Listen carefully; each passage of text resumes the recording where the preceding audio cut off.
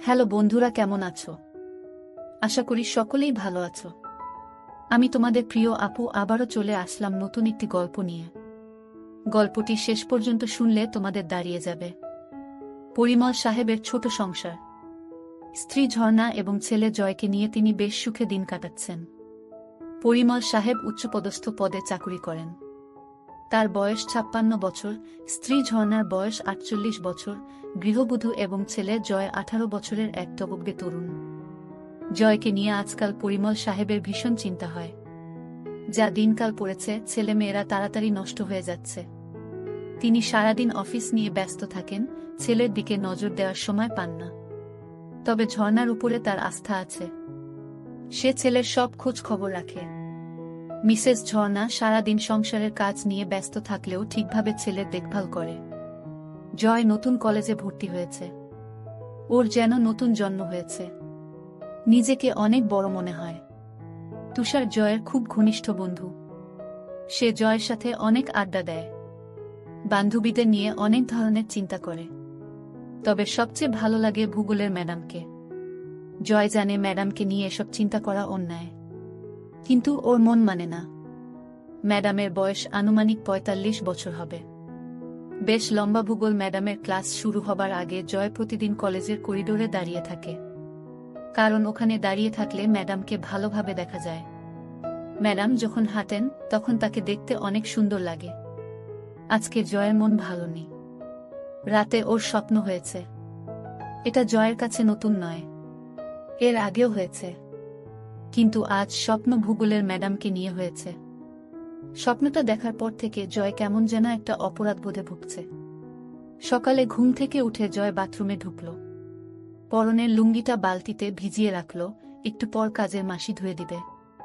জয় ঠিক করল আজ আর কলেজ যাবে না।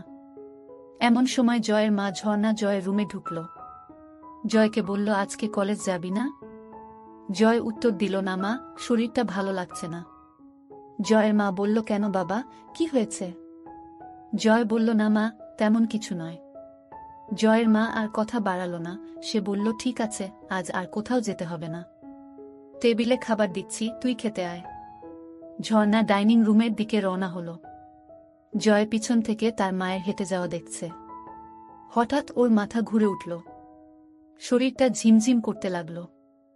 অবাক চোখে জয় দেখল ওর মাকে। মাথার মধ্যে আবোলতাবোল চিন্তা জেঁকে বসল জয়ের। পরক্ষণেই মনে হল, ও এসব কি ভাবছে? ছিছি, নিজের মাকে নিয়ে কেউ কখনো এ ধরনের চিন্তা করে? জয় মুখ ধুয়ে রুম থেকে বের হল। তুষারকে ফোন করল। হ্যালো আন্টি, তুষার আছে? ওপাশ থেকে বলল, কে? জয় নাকি? জয় বলল, হ্যাঁ আন্টি, আমি জয়। একটু ধরো বাবা, ডেকে দিচ্ছি। একটু পর তুষার ফোন ধরল। কি রে জয়, কি খবর? তুষার, আজকে কলেজ যাব না। শরীর ভালো নেই। কলেজ ফাঁকি দিচ্ছিস কেন? চলো না। জয় একবার ঠিক করল কলেজ যাবে। পর মুহূর্তেই ঝর্ণা তার চোখের সামনে ভেসে উঠল। না রে, তুই যা। আমি আজকে আর যাব না। ফোন রেখে জয় খাবার খেতে বসল। যতই চেষ্টা করছে মার ব্যাপারটা মন থেকে মুছে ফেলতে, ততই যেন আরো বেশি করে চোখের সামনে ভেসে উঠছে। জয় ঝর্ণাকে কিছু বুঝতে দিল না। ঝর্ণাও টের পেল না যে সকাল থেকে তার ছেলে ড্যাব ড্যাব করে তাকে দেখছে। ধীরে ধীরে ঝর্ণার চিন্তা জয়কে গ্রাস করল। দুপুরের দিকে জয় টের পেল, আজ সারাদিন শুধু মাকে নিয়েই চিন্তা করেছে। এর মধ্যে মায়ের সাথে ১ ঘন্টার মতো গল্প করেছে। কথা বলতে বলতে সে চোরা চোখে মার উপর নিচ ভালো করে দেখে নিয়েছে। জয় ভাবছে, ৪৮ বছর বয়সেও মা কত সুন্দর। মা বেশ লম্বা চওড়া মহিলা, ৫ ফুট ৪ ইঞ্চি লম্বা। একটা ব্যাপার জয়কে পাগল করে তুলেছিল। জয় নিজের রুমে শুয়ে মার কথা ভাবছে। যতই ভাবছে তত মার প্রতি এক তীব্র আকর্ষণে পাগল হয়ে উঠছে। মার গলা শুনে জয়ের চিন্তার জাল ছিন্ন হল। জয়, এই জয়। হ্যাঁ মা, বলো। আমি স্নান করতে গেলাম। কেউ এলে দরজা খুলে দিস। ঠিক আছে। হঠাৎ জয়ের মাথায় একটা দুষ্ট বুদ্ধি চাপল। স্নান করা অবস্থায় দেখলে কেমন হয়, কিভাবে দেখবে ভেবে পাচ্ছে না। হঠাৎ ওর মনে পড়ল, ও ওরা যখন এই বাসায় প্রথম আসে তখন মার রুমের বাথরুমে ফলস ছাদে পুরানো মালপত্র রেখেছিল। তখনই খেয়াল করেছিল ছাদে 2 ইঞ্চি একটা ছিদ্র আছে। শুধু তাই নয়, ওই বাথরুমের ছাদে তার রুমের বাথরুমের ছাদ থেকেও যাওয়া যায়। জয় এক লাফে ওর বাথরুমের ছাদে উঠে মার বাথরুমের ছাদে গেল। ছাদে একটা কাগজের কার্টুন বিছানো রয়েছে। জয়ের বুক টিপটিপ করছে, হাত কাঁপছে। কার্টুনটা সরালেই মাকে দেখতে পাবে। আস্তে আস্তে কার্টুন সরিয়ে ছিদ্র দিয়ে ভিতরে চোখ রাখল। মা এখনো বাথরুমে ঢুকেনি। জয় আর উত্তেজনা ধরে রাখতে পারছে না। ছাদে বসে মার অপেক্ষা করতে লাগল। কয়েক মিনিট পর মিসেস ঝর্ণা বাথরুমে ঢুকল। জয় নিঃশ্বাস বন্ধ করে দেখতে লাগল। ঝর্ণা টুথব্রাশে পেস্ট লাগিয়ে আয়নার সামনে দাঁড়িয়ে দাঁত ব্রাশ করতে লাগল। ঝর্ণা এবার শাওয়ারের নিচে দাঁড়িয়ে স্নান করতে লাগল। জয় বুঝতে পারল মা আর বেশিক্ষণ বাথরুমে থাকবে না। জয় হাতের কাজ শুরু করে দিল। 2 মিনিটের মাথায় জয়ের কাজ শেষ হয়ে গেল। ঝর্ণা বাথরুম থেকে বের হল, জয়ও নিচে নামল। দুপুরে মা ছেলে একসাথে খেতে বসল। খাওয়ার পর জয় নিজের রুমে শুয়ে একটা বই পড়তে লাগল। বইতে মা ও ছেলের অনেক গল্প আছে। সে মজা করে গল্পগুলো পড়তে লাগল। ঘণ্টা খানেক পর জয় শুনতে পেল মার ঘরে ফোন বাজছে। ঝর্ণা ফোনে কথা জয়কে ডাকল। জয়, ঘুমাচ্ছিস নাকি? না মা, বলো। তোর বড় জেঠির শরীরটা আবার খারাপ করেছে। বাসায় কেউ নেই। তুই যা তো বাবা। আশেপাশে কোনো ডাক্তার থাকলে সাথে নিয়ে যা। জয় ঝটপট রেডি হয়ে রওনা দিল। জয় পৌঁছে দেখে জেঠির শরীর যতটা খারাপ ভেবেছিল ততটা খারাপ না। জয়ের জেঠির বয়স 50 বছরের মতো হবে। জয়কে জেঠি নড়ে উঠল। জয়, এসেছিস? জেঠি, তোমার শরীর কি খুব খারাপ? হ্যাঁ বাবা, সকাল থেকে শরীরটা খুব ব্যথা করছে। ডাক্তার ডাকব? ডাক্তার লাগবে না। এখন কেমন বোধ করছো? ওই যে বললাম, খুব ব্যথা।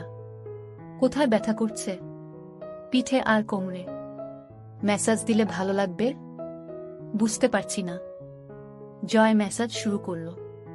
কিছুক্ষণ পর জয় বুঝতে পারল জেঠির ব্যথা কমছে। ভালো লাগছে জেঠি? হ্যাঁ বাবা, খুব ভালো লাগছে। ঘুম ঘুম ভাব হচ্ছে। ঠিক আছে, তুমি ঘুমাও। কয়েক মিনিটের মধ্যে মিনু ঘুমিয়ে গেল। তার নিঃশ্বাস ভারী হয়ে উঠল। এদিকে জয় বাসা থেকে বের হওয়ার পর মা জয়ের রুমে ঢুকল। ছেলেটা সবকিছু অগোছালো করে রাখে।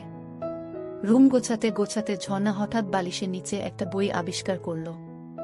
বই খুলে দেখে ঝর্ণার চোখ কপালে উঠে গেল, মাথা বনবন করে ঘুরতে লাগল। ছিছি জয়, এসব কি পড়ে?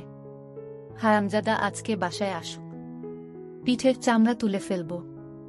ছিছি জয় এত নিচে নেমে গেছে। এই বয়সেই এসব গল্পের বই পড়ে, কি মনে হাতেই ঝর্ণা পড়ার জন্য বই খুলল। পড়তে পড়তে তার 2 চোখ আবার কপালে উঠে গেল। ছিছি, এমন গল্প কেউ কিভাবে লিখতে পারে? পড়ব না করেও ঝর্ণা গল্পটা পুরো শেষ করল। গল্প পড়ে ঝর্ণা আর থাকতে পারল না। এক দৌড়ে বাথরুমে ঢুকে হড়হড় করে বমি করে দিল। মুখ ধুয়ে কিছুটা সুস্থ হয়ে বাথরুম থেকে বের হল। কথায় আছে, নিষিদ্ধ জিনিসের প্রতি মানুষের সবসময় আকর্ষণ থাকে। ঝর্ণার ক্ষেত্রেও এর ব্যতিক্রম হল না। সে ঠিক করল বইটা তার কাছে রাখবে, সব গল্প পড়বে। ঝর্ণা নিজের ঘরে ঢুকে বিছানায় আয়েশি ভূমিতে বসে বইটা খুলল। বই পড়তে পড়তে ঝর্ণা টের পেল তার উরু বেয়ে একটা পানির ধারা পেয়ের দিকে নেমে যাচ্ছে। ঝর্ণা বুঝতে পারল ব্যাপারটা কি হচ্ছে।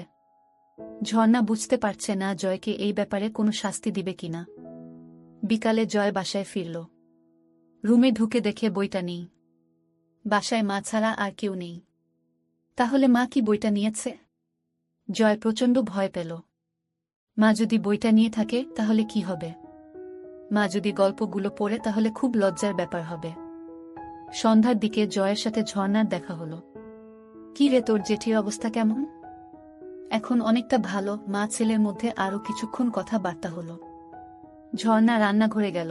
জয় তার রুমে এসে শুয়ে পড়ল। চোখ বন্ধ করতেই ঝর্ণার কথা ভাবতে লাগল। ওদিকে ঝর্ণা রান্নাঘর থেকে নিজের ঘরে যেয়ে বাকি গল্পগুলো পড়তে লাগল। বেশিরভাগ গল্পই মাছেলের নিয়ে। ঝর্ণা গরম হয়ে গেল। কি করবে ভেবে পাচ্ছে না। ঝর্ণা কি করবে? রান্নাঘরে বেগুন নেই। হঠাৎ মাথায় একটা বুদ্ধি এলো। ঝর্ণার মাথা খারাপ হয়ে গেছে, কি করছে নিজেই জানে না। হাতের কাছে মোম ছিল, সেটা দিয়ে সেদিনের মতো কাজ সারল। সন্ধ্যার পরে জয় আড্ডা মারতে বের হল। এই ফাঁকে ঝর্ণা জয়ের রুমে ঢুকল। খুঁজতে খুঁজতে বিছানার নিচে কিছু সিডি পেল। একটা সিডি নিয়ে প্লেয়ারে চালিয়ে সোফায় বসল। ঝর্ণা অবাক হয়ে দেখছে, আড্ডায় জয়ের বন্ধুরা মেয়ে ছাড়া অন্য কোনো কথা বলে না। জয়ের আর আড্ডা ভালো লাগছে না। এই মুহূর্তে মাকে দেখতে ভীষণ ইচ্ছা করছে। সে বাসায় চলে এলো। এদিকে ঝর্ণা শুয়ে তার ছেলের কথা ভাবছে। মুহূর্তেই আবার ভাবছে, ছিস ছিস, নিজের ছেলেকে এসব কি ভাবছি। ধীরে ধীরে জয়কে নিয়ে তার ভাবনা প্রখর হতে লাগল। পরিমল সাহেবের বয়স হয়েছে, এখন আর আগের মতো ঝর্ণাকে তৃপ্তি দিতে পারে না। কখনো কখনো ঝর্ণার চরম পুলক হওয়ার আগেই পরিমল সাহেব হাঁপিয়ে যায়। সব মিলিয়ে ধীরে ধীরে ঝর্ণার সমস্ত ভাবনা জুড়ে তার ছেলে জয় এসে পড়ল। রাতে ঝর্ণা ও জয় একসাথে খেতে বসল। ঝর্ণা আর চোখে লক্ষ্য করল জয় ড্যাব ড্যাব করে তাকে দেখছে। মাঝরাতে জয়ের ঘুম ভেঙে গেল।